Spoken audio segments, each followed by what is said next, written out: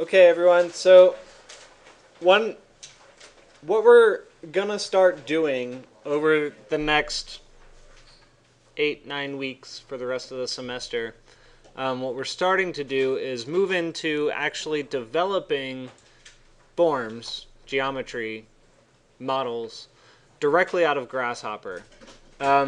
We are not using anything like Ladybug or Honeybee uh, that will actually process information as an entire complete definition. We're actually going to start building definitions. And at first, it's going to feel super, super elementary. Like, very much so. Um, you're not going to produce like real great diagrams and everything like that out of it when we're doing this kind of stuff. What you need to know with Grasshopper is how information flows through the program. And there are different types of information that you need to be aware of. So to get us started, what I usually like to do is start off with essentially the grid, right? So the grid has different components that we can extrapolate to then create extra information. So the first thing I'd like you to do, let's talk. Well, I think when I talked about it before, I went through the organization and how I'm going to refer to each of these. I said that I'm going to refer to the names of each of the menus as the tab, and then the sub menu, the one with the black bar at the bottom, I'm going to be calling that the panel. So the grids that we're going to work in are under the vector tab under the grid panel. And what I'd like you to do is drop in the rectangular grid node. You just click it and then click into the space, drops it in. It's no different than the Ladybug components, right? They all act the same now.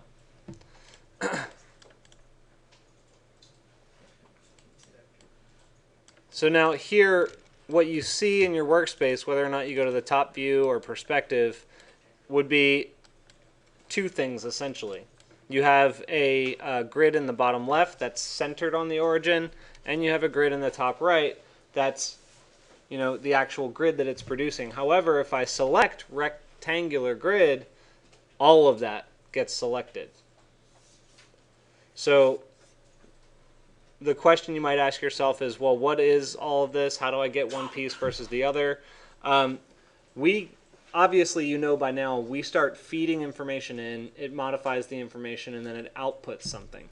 So what I'm seeing on the output side are two things. I've got cells, and I have a plane. Or, I'm sorry, the points. The plane is here. Sorry. So I have cells and points. So what we're getting at really is that the output is right now two different kinds of information, right? It's two different types of geometry. We can create, in many cases, points, lines, and planes, and then modify them accordingly. So let's drop in a couple of sliders that we can then modify, and then I think that part we did do sliders. So let's do some sliders. Let's just drop in some random sliders from 1 to 10.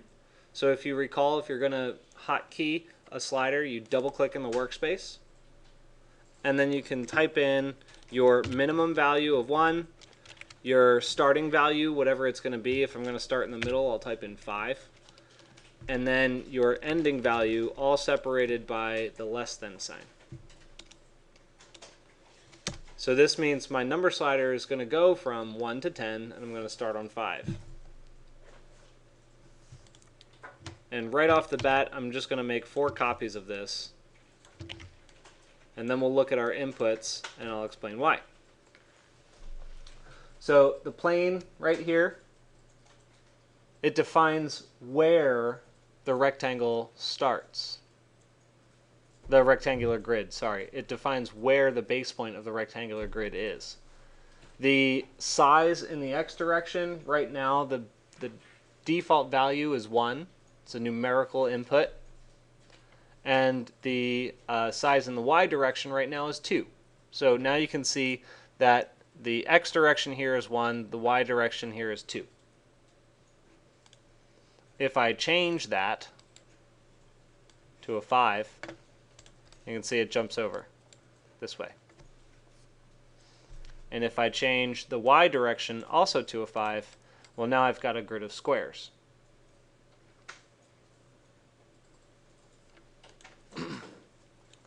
Additionally, I have the number of grid cells that I can modify, so I'm just going to jump real quick and say 5 and 5. And then we can modify them.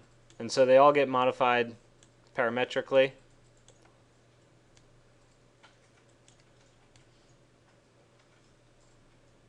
Okay, and I don't really care what you land on. I just want you to know that that's how that's working.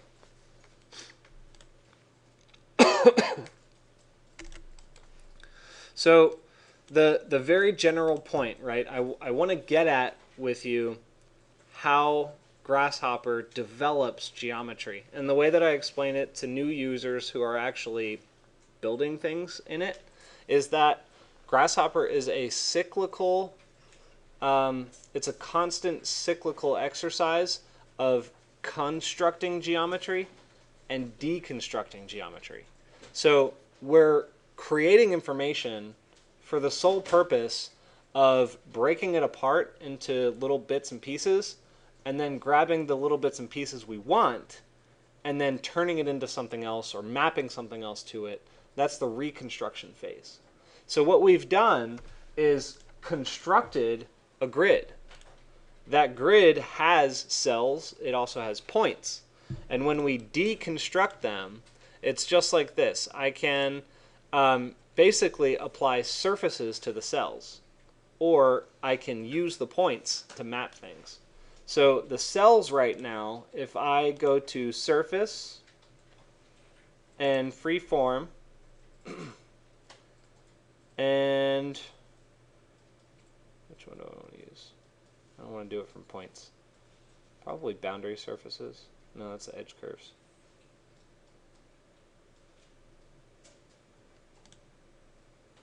Let's do it with, let's just do it with the param surface.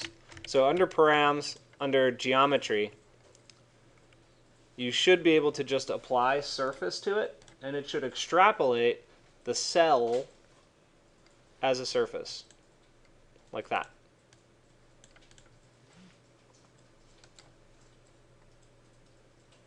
Okay? So that shows up red now. Red right now in Grasshopper is going to say that that is a surface or a geometry. That's why our lines show up green. So that's how you extrapolate surfaces, and I can use them and modify them and do things to them in different ways. I can also deconstruct my grid into points. So those points can then be mapped with any kind of geometry, say a sphere. So if I go up to surface and I go to primitive and I drop in this one right here, it's called sphere. I can take my points tree, we'll talk about trees later, but I can take my points tree and plug it into the base of the sphere. This is something I think you guys really need to pay attention to. The sphere input has a base and it has a radius.